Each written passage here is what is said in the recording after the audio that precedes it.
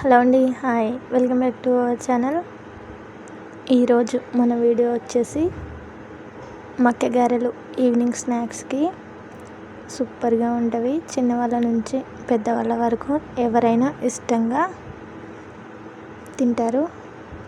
ఒక్కసారి ఇవి టేస్ట్ చేశారంటే మళ్ళీ మళ్ళీ కావాలనిపిస్తుంది, అంత బాగుంటుంది.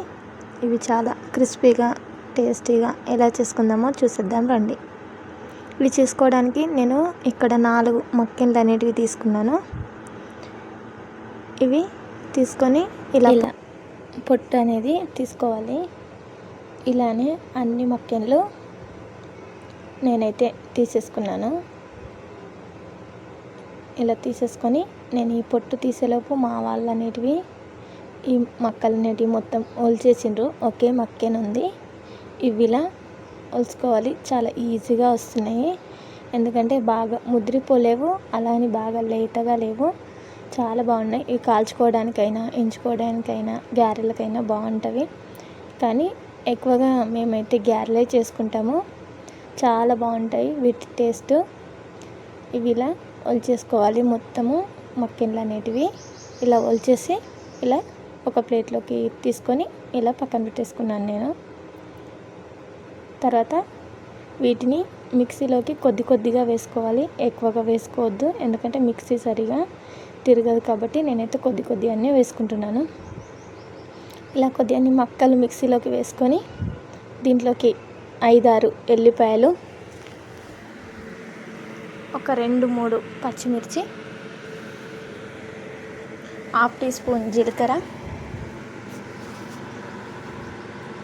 ఇవి వేసుకొని ఇలా కచ్చిపక్కగా ముందుగా పట్టుకోవాలి మిక్సీ.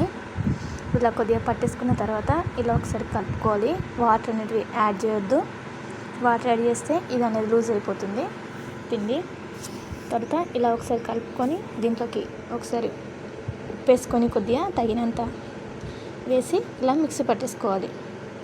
తర్వాత మళ్ళీ ఇది ఒకసారి చెక్ చేసుకొని దీంట్లోకి లాస్ట్లో ఇలా కరివేపాకు వేసి మిక్సీ పట్టేసుకోవాలి. ఇలానే మొత్తాన్ని ఇలా పట్టేసుకొని ఇలా తీసుకొని దీంట్లోకి వేసుకున్నాను. ఒక గిన్నెలోకి ఇలా వేసుకొని, చిన్న రిక్వెస్ట్ అండి, ఛానల్ ఫస్ట్ టైం చూస్తే సబ్ చేసుకోండి, వీడియో నచ్చితే లైక్ చేయండి, ఎలా ఉందో కామెంట్లో చెప్పండి. మీరు ఎలా చేసుకుంటారో ఈ గారెలు కామెంట్లో తప్పకుండా తెలపండి. తర్వాత నేను మిగతా పిండి కూడా ఇలా పట్టేసుకొని ఈ గిన్నెలోకి వేసుకున్నాను. ఇదైతే నార్మల్ పేపర్ కాదు, ఈ పేపర్ అనేది నేను తీసుకొని ఏదైనా చేయనికి చాలా ఈజీగా, అంటే పూరి చపాతి దేనికైనా బాగుంటుంది. ఇది షాప్లో తీసుకొచ్చారు మా సార్, నాకైతే పెద్దగా తెలియదు ఈ పేపర్ని ఏమంటారో. ఈ పేపర్ పైన ఆయిల్ అప్లై చేసి కొద్దిగా ఇలా పిండి తీసుకొని ఇలా ఉండలా చుట్టుకోవాలి. నేను ఇక్కడ వాటర్ యాడ్ చేయలేదు, దీంట్లో ఏం యాడ్ చేయలేదు, అంత బాగా వస్తున్నాయి చూడండి. తర్వాత ఇలా వెడల్పు ఒత్తుకొని ఇలా హోల్ చేసుకొని ఇలా డీప్ ఫ్రైకి సరిపడా ఆయిల్లోకి వేసుకోవాలి. ఆయిల్ బాగా హీట్ ఉండాలి. తర్వాత వెంటనే తీయకుండా ఇవి కొద్దిగా అటు ఇటు కలర్ చేంజ్ అయిన తర్వాత ఇలా స్లోగా తీసుకోవాలి. నేను బాగా ఆయిల్ హీట్ ఉండడం వల్ల నేను ముందుగానే కొంచెం కలర్ అనేది చేంజ్ అయిపోయింది. ఇలా స్లోగా అన్నీ ఇలా నెమ్మదిగా తిప్పేసుకొని, నేను ముందేసుకుంది అయితే ఇలా తీసి పక్కన పెట్టేసుకుంటున్నాను, ఎందుకంటే అది వీటితో పాటే ఉంచితే అది కూడా కలర్ చేంజ్ అయిపోతుంది అని, ఇంకెక్కువగా మాడిపోతుందని అది తీసి ముందుగానే పక్కన పెట్టేసాను. ఇది తీసేలోపు ఇవి కూడా ఈ గోల్డ్ కలర్కి వచ్చేసినాయి. తర్వాత ఇవి ఒక ప్లేట్లోకి తీసి పక్కన పెట్టేసుకోవాలి.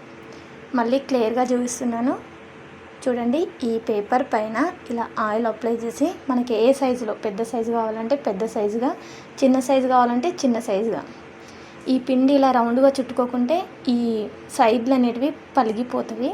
కాబట్టి ఇలా ఉండలా చుట్టుకొని ఇలా నెమ్మదిగా ప్లేట్ చేసుకోవాలి. మరి దొడ్డుగా కాకుండా మరీ సన్నంగా కాకుండా మీడియం సైజులో ఇవి చేసుకోవాలి. బాగుంటుంది, క్రిస్పీగా చాలా టేస్టీగా ఉంటుంది. తర్వాత ఇలా హోల్ చేసుకొని ఇలా ఆయిల్లోకి వేసుకోవాలి. ఇది కొంచెం పెద్ద సైజు, నేను చిన్న సైజు కూడా చేసుకున్నాను.